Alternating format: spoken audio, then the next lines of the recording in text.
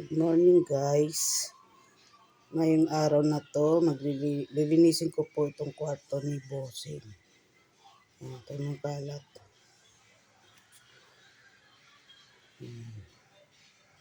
Sige guys.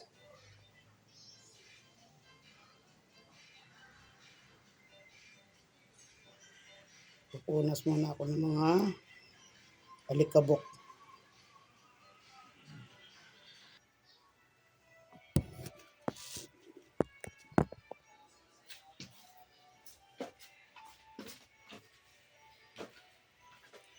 Punasan natin guys itong TV. Maalikabok na. Dami alikabok.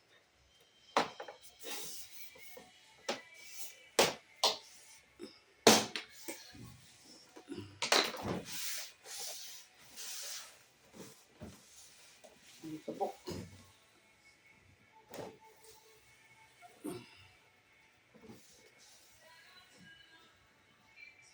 Good morning sa ating lahat guys. Magbawas tayo ng alikabok sa kwarto.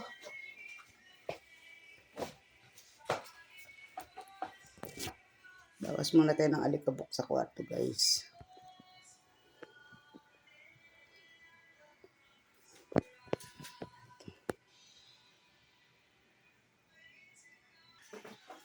Wawalisan natin guys yung ilalim ng kama.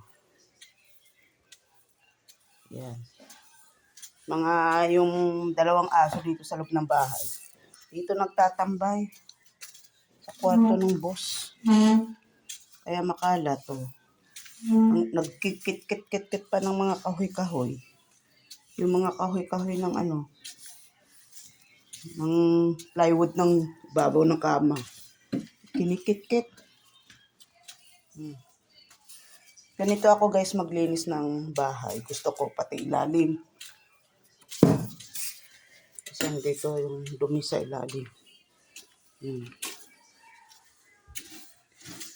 Dito sa bahay ni Bossing. Yung tatlong tibing malalaki dito. Mga hindi gumagana. Ewan ko kung anong sira. Ayun yung isa nakatambay na lang dito sa kwarto mga TV. Alat sa ilalim ng kama.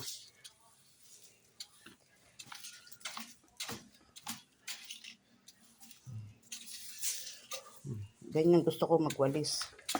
Maganda tong pinabili kong walis kay Bossing kasi pati buhok, pati balahibo ng aso kumakapit sa walis na plastic.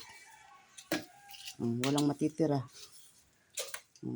Pwede pang agiw. Sige guys.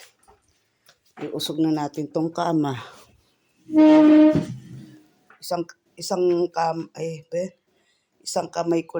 kamay lang ang gumagana sa akin, yung kanan.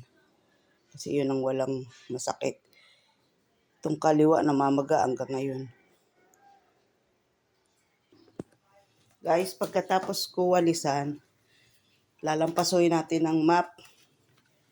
Tubig na may sunrox para mamatay. Matanggal ang mga bakterya. Gawa nung dalawang aso na inahin andito sa loob ng bahay. Dito nagtatambay. Kwarto. Yan. Ayan.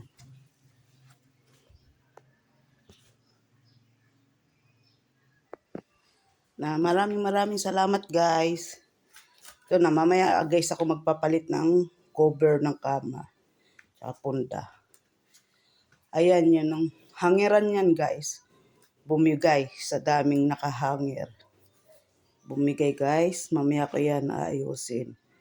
Inuna ko muna magwalis dito sa loob, tsaka maglampaso guys. Maraming salamat ulit guys. Itong CR dalawang CR namin. Isa dito sa may kwarto. Tapos doon sa may labas, sa may sala.